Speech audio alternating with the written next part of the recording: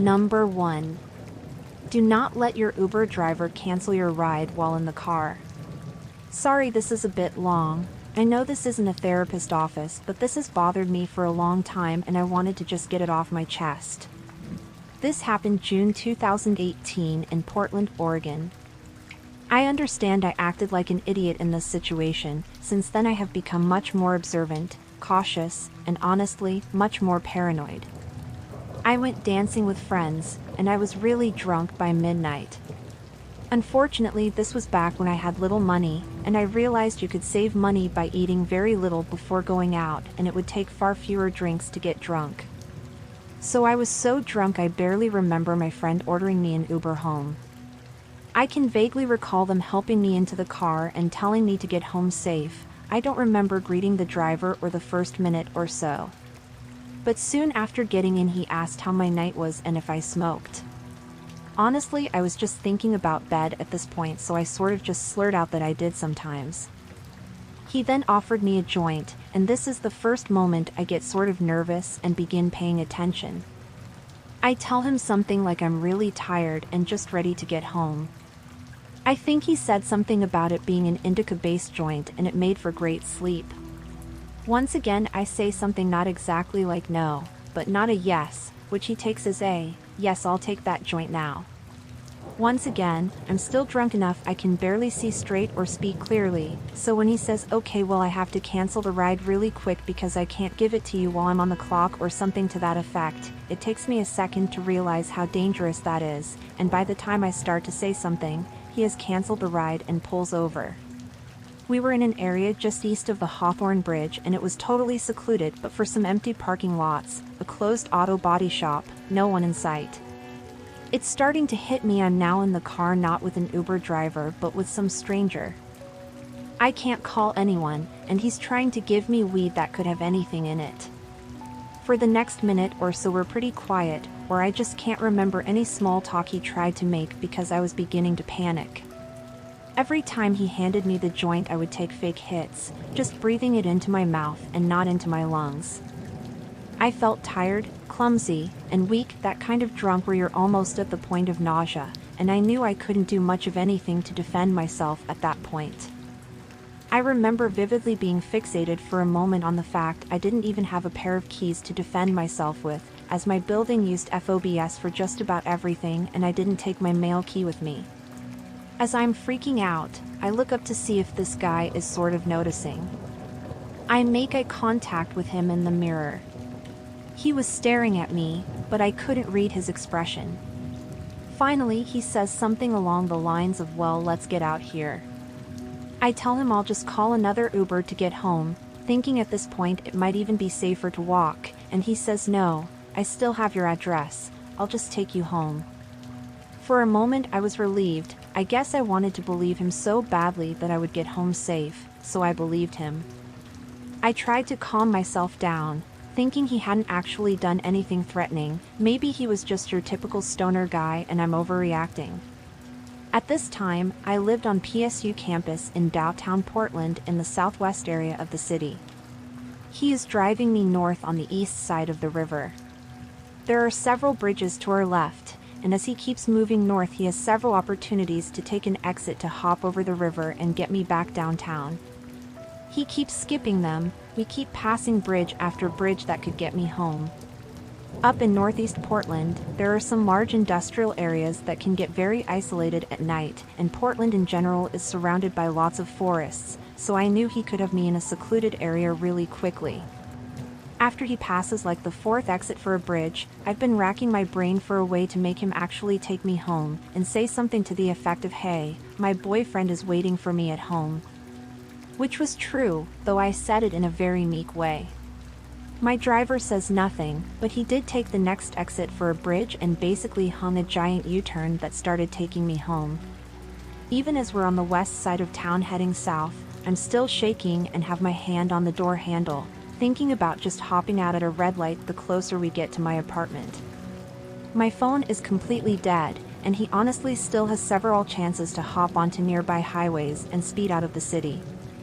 We're getting pretty close to my apartment now, and I'm once again trying to convince myself I'm being paranoid about some stoner that can't navigate the city, although a few minutes before I was so scared I was crying. So once we get about 2 blocks from my apartment, I lie and tell him it's easiest to stop here and he can let me out. Again, he doesn't say anything but does slow the car. I'm flooded with relief and even feel myself smile, but when I go to open the door it's locked. I try to lift the lock mechanism manually but it won't budge. I look up at him instinctually to see what's up, and he's got his head turned almost fully toward me, shoulders still facing the road, smiling at me. The worst smile I've ever seen. It looked so mocking and it just did not reach his eyes at all. I just started crying and asking him to open the door. I was so freaked out and still very drunk, and thank God he did. I will never forget the sensation of vulnerability, not just being drunk in his car with no way to contact anyone, but even as I got out of the car I kept feeling like he would somehow grab the back of my shirt and pull me back in, as silly as that sounds.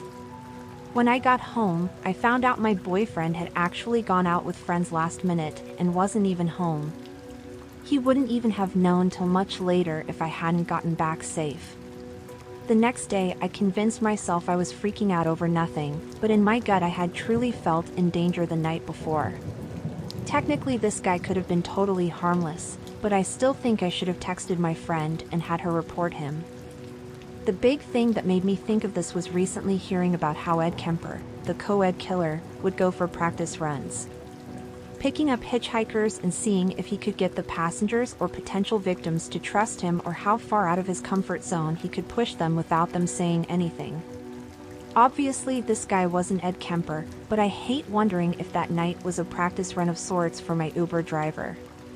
Thanks to whoever reads this whole thing through, I'm at a point in my life where I'm realizing how much danger I put myself in when I was younger, and just depressed as hell, and it has made me both surprised and deeply grateful I'm still here. Number 2. Odd couple outside Wal-Mart. I am a drug addict, now clean, and this is one of 3 or 4 close calls I've had in my prior days living on the streets. I was hanging outside a Wal-Mart in my city one evening. It was probably around 10 p.m. Not having much to do or anywhere to go, I was as usual just killing time. This guy approached me and we got to talking. He seemed an okay guy, and explained he was just heading inside to boost a few things, and knew a guy out in the suburbs that paid top dollar for merch. When you are on the streets, this is a quick way of scoring, trading stolen merchandise for either cash or drugs. I agreed to wait for him while he went inside, and then the plan was to hop on rapid transit to go meet this dude and score. He returned about a half hour later. We started heading to the subway, and were chatting about what kind of stuff we both had to trade. I already had a few items I had scored earlier, and I was kind of looking forward to getting top dollar for my product, as he had explained this guy was quite generous. In retrospect, I should have caught this play from the beginning, as I am quite sharp usually, but being dope sick I wasn't thinking very straight. All of a sudden this girl shows up and starts walking beside us. Introduces herself to us and ends up tagging along. On the subway she's talking about Jesus and all these good things her in life.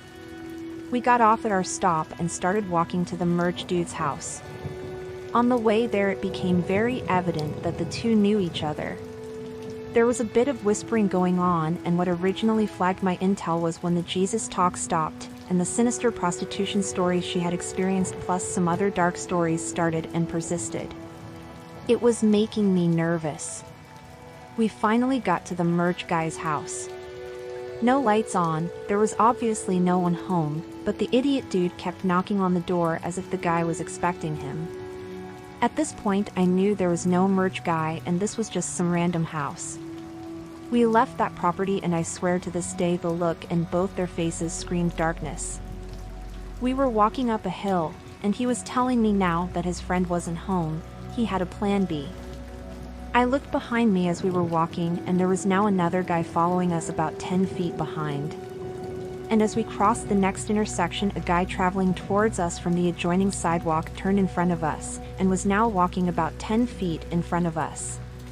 Now the guy and the girl are right beside me, wedged right up next to me, and this disgusting biatch is talking about human trafficking and what happens to people during ransom scams. So now alarm bells are going off full tilt, and I'm wondering what I did in this life to end up in situations like this. I said, "I gotta tie my shoe," and stopped.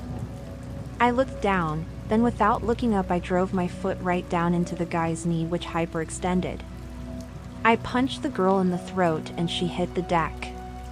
The two guys in front were now a couple feet away, coming to grab me. I slipped out to the left and sprinted across the street, all the way up to the next intersection. There was a bus coming the opposite way. I turned left and sprinted to catch it where it was pulling over to a stop. I caught up to it and got on. Glanced back, but there was no one behind me or chasing me. I was completely out of breath, and the bus driver just said, "Calm down there, partner. There'll be another bus in about 4 hours when the sun rises. No need to run that fast to catch this one." I gasped the words "thank you," and the bus pulled away. In about 5 minutes I was back at the original subway station we had gotten off at. I caught the last train back downtown. Cried the whole way back. I am a 39-year-old male. Unfortunately, scenarios like that are extremely common where I live, and most people aren't that lucky. Most people end up turning tricks or tied to a chair, tortured, and getting money extorted from. To that odd couple I decided to trust. Let's never meet. Number 3. Creepy man comes onto my porch in the middle of the night, tries to enter my house. This happened about 10 years ago, but still creeps me out when I think about it. At the time I was 18 and I am female, living in a more crime-prone area of downtown Savannah, Georgia with my older sister, then 20. We lived together in this super old decrepit house and both worked at a nearby club. Not that it's super relevant, but we were both exotic dancers at the time, so our work hours were odd. 7 p.m. to 2 a.m. later or earlier depending on the night. Her boyfriend, who had been living there, was in jail at the time. Generally, we would both work the same shifts. On this particular evening I was tired and didn't feel like going in, so she went without me. We didn't really have internet or cable, just DVDs, and my cell phone, so I would frequently spend my nights on the porch listening to music and smoking a few cigarettes. It was starting to get late, maybe 10 to 11 p.m. And I noticed a figure in the distance, coming up the sidewalk. I didn't think much of it, a lot of people walk everywhere downtown. And we had a pretty large homeless population. But then I noticed he seemingly noticed me and crossed the street to the sidewalk that ran in front of my house. I didn't budge. I wasn't scared of much back then. I had seen a lot of crazy stuff, so an unassuming man approaching at night didn't bother me in the slightest. As he got closer I could see he was a dirty older gentleman, likely homeless. I stared down at my phone. A few seconds later I looked up, and that's when I saw him. A few feet away from me, on my porch. Just standing there, staring at me. I got a chill down my spine. I didn't want to threaten the guy and potentially escalate the situation, so instead I just said, "Hey man, what's up?" He immediately started talking faster than my brain could keep up. I assumed the guy was out his mind on drugs or something. I had no clue what he was saying, but a few words were clear. "Hey baby, hang out, fine, stupid girl, kill." I decided to try and play it cool by asking the guy if he wanted a cigarette. He nodded, and I slowly got up to pass him to get to my front door. I explained to him they were inside, and he would have to leave after I gave him one, as my sister's BF was home, and I'd get in trouble for having people over to their house without permission. He seemingly accepted that. I handed him a cigarette and went to close the door. Something told me to hurry, and so I did. I slammed the door shut and locked it. I looked through the peephole and saw him feeling his pockets like he was looking for something. I could hear him mumbling gibberish and cursing while trying to open my door. I panicked, ran to the back door to let our 3 large dogs in. A Rottweiler and 2 pit bulls. They are sweet, but very loud and scary sounding if you didn't know them. Their barking seemed enough to scare him away. I called my sister over and over until she picked up. I was freaking out explaining what happened. She told me to lock all the doors and she would be home in a few hours. Hindsight, I wish I had called the police. As I was terrified the rest of the night and every sound startled me, even after my sister got home. I never saw the man again, and I stopped sitting outside alone at night. A week later, down the street from us, a young girl was dragged into an alley while waiting for the city bus and was drugged, beaten, and assaulted. I still don't know what came of that. They never caught the guy. I called and reported what happened to me. I still wonder if that would have been me, had I not gone inside. Shortly after, we moved away and got different jobs. Number 4. Little brother laced my food. This is the story of how my spoiled, self-entitled jerk of a little brother laced my food and got away with it. I have lots of stories about him that I'm willing to talk about in separate posts, but of them all, this is by far the worst. None of my other situations involve anything like this, which is why it's so shocking to me. This goes back to 3 years ago. I was 12 at the time, and I was back home in Belgium visiting family for Easter. I was making soup for myself and I needed to pee. I went to do so, but I asked my little brother Marcus, who was probably around 9 or 10, to stir it for a minute while I went to go piss. He refuses, saying I'd have to pay him. Typical Marcus, even at 10 years old, he was still finding a way to throw money into the mix. I told him I'd be a minute and left. I came back to find he's gone, so I was annoyed, but whatever. I had the soup and went to go practice a new song my band was doing. I was practicing the bass line for Girls and Boys for around 5 minutes before I started to feel really ill. I started feeling really dizzy, my head started pounding, and I got these awful pains in my stomach. A few minutes later, I made my way to the bathroom and I threw up. And I continued to throw up for the rest of that day. I got violently unwell, to the point where I was in tears and could hardly sit because of the pain coming from my stomach. I spent at least the next day trying not to throw up and crap myself at the same time. I have a severe garlic allergy, so I checked to see if the soup had any garlic I was unaware of in it. There wasn't, but I needn't have bothered because Marcus came to me a few hours later and told me the truth. Turns out while I was in the bathroom, Marcus laced my soup. He slipped some garlic into it and said he was curious to see what would happen. I thought my parents must have made him come clean, but turns out he hadn't even told them. So, through a mix of coughing, burping, and trying to keep stuff down, I told my mom, who knew what state I was in but didn't know Marcus was responsible, that it was Marcus who did that to me. Her response was not good at all. She told me that it was probably an accident, an innocent mistake, and that he's very young. So he got no punishment and I was in pain for days. He never apologized and still hasn't now. I've also made sure he's not in the room when I'm cooking anything. Number 5. The man on my patio. Okay, so this happened when I was around 9 years old. I'm 25 now, and it's something I will never forget. It gives me goosebumps to this day. I live in a terraced house and my neighbors and I each have our own little patio. There's a small road 10 meters from my yard where people do their Sunday walks and so on. Only a small fence separates my small yard and patio from that road. I live in a pretty crowded area, with several of these terraced houses spread around in my neighborhood, so seeing people walking on that road is pretty normal for me. Seeing random people standing on my patio is not. When I was 9, I usually got home from school about an hour before my mom got home from work. I lived maybe 50 meters away from school, so my mom figured I was mature enough to be home alone for around an hour before she got home. This one day I got home from school. I did the usual thing, which was to make sure I locked the front door, and double-checked that the back door leading to the patio was also locked.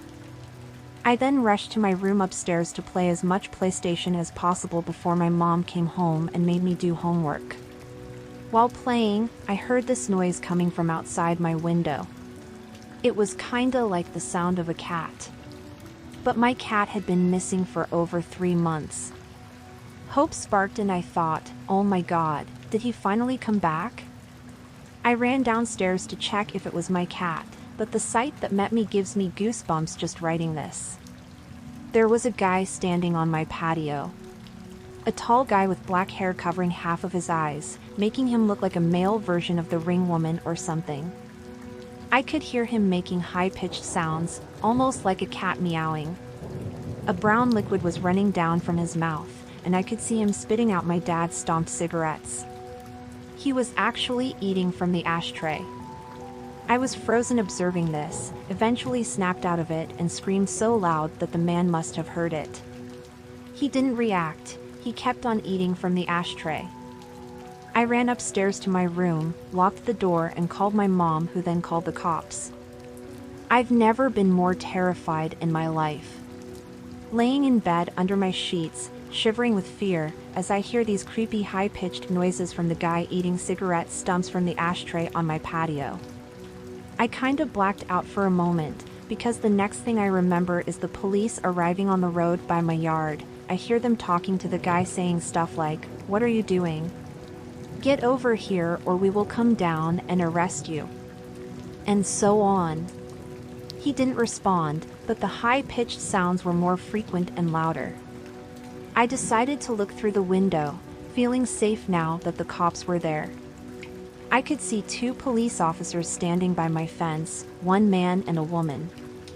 I did not see the creepy man, however, because he was standing directly 1 story under me and my field of view. The police jumped the fence, and I remember hearing the creepy guy screaming louder than anything I've ever heard before. He charged the female police officer with full force, and he knocked her out cold. The male officer then immediately used a taser on the guy, leaving him shaking on the ground, screaming still. The policeman struggled to keep him on the ground while putting handcuffs on him, but eventually made it. After a while he managed to wake up the female police officer, who seemed to be badly hurt. He called for backup and an ambulance, and then he sees me standing in the window above him. The expression on my face must have been something else, because he just looked at me and said, "I sure as hell hope you didn't see all that." I started to cry. By this time neighbors started to arrive wondering what the hell was going on. One of my neighbors, an elderly woman, made me come down and she took care of me until my mom came back home. The police took the creepy guy with them in the car and left. Before they left, they promised to come back and talk to us about what had happened. This is where the story takes an unexpected turn. The male police officer came back later that night and sat down with me and my mom to talk. He explained that the guy on my patio was actually diagnosed with severe autism. He had escaped a facility where mentally challenged people lived, located around 5 kilometers from where I live. He explained that the guy had actually been living in my house 5 years ago, but he had been forced to move when his mom, his only caretaker, died. The poor guy probably thought he would find his mom in my house. He missed the routines and he missed living there with his mom. The police had to move him from the house that time 5 years ago, because he was extremely strong. From what I heard, he had extreme tensions in the body because of the autism, making his muscles grow stronger and stronger throughout the years. This was the reason he reacted the way he did when the police came this day. Still frightened, I told the police officer that he needed to make sure this would never happen again. He promised it wouldn't. After a few sleepless nights, my life got back to normal. The years went by and the guy didn't come back. Until 1 year ago. At this time my mom and dad had moved out. I bought the house from them and I'm still living there today. I was enjoying my morning coffee on the patio when I see this random guy stopping on the road by my fence. He just stands there, looking at me. I look at him and give him a nod. And then I hear the high-pitched noises. Holy cow, it's him. His hair had turned gray, but the high-pitched sounds made me realize. My heart started racing, and I instantly remembered the reason why he was back. I realized that he must have managed to escape again. Because I kept my cool a bit longer than when I was 9, I started to realize how sorry I felt for the guy. 16 years later, and he was back to look for his mom. I decided to carefully ask him if he wanted to come down to the patio. He instantly jumped the fence. I started to think he would knock me out like he did to that police officer. He didn't. He smiled, he looked at me and smiled. I offered him to sit down. He didn't respond. I offered him to come inside. He started laughing, we went inside and his face lit up, pure joy. He was home. It reminded him of the life he had with his mom. It almost made me tear up. All of a sudden he sat down on my couch, turned on my TV and switched directly to the cartoons. I observed him for a while, he was just completely focused on the cartoons. I just wanted him to enjoy the moment, so I didn't say anything to him. I realized I had to call the facility to let them know. The caretakers arrived 10 minutes later. After a lot of convincing, he got back up, crying, and they went back to the facility. I called the facility 2 days later, we made a deal. His name is Tom, and I now consider Tom my friend. Every Sunday from the day he returned, Tom and his caretakers visit me to watch cartoons. They say it's the highlight of his week. It makes my heart warm. Now, for several years my thoughts were, let's not meet, guy on my patio eating from the ashtray. Now my thoughts are, let's meet every Sunday to watch cartoons, my friend Tom.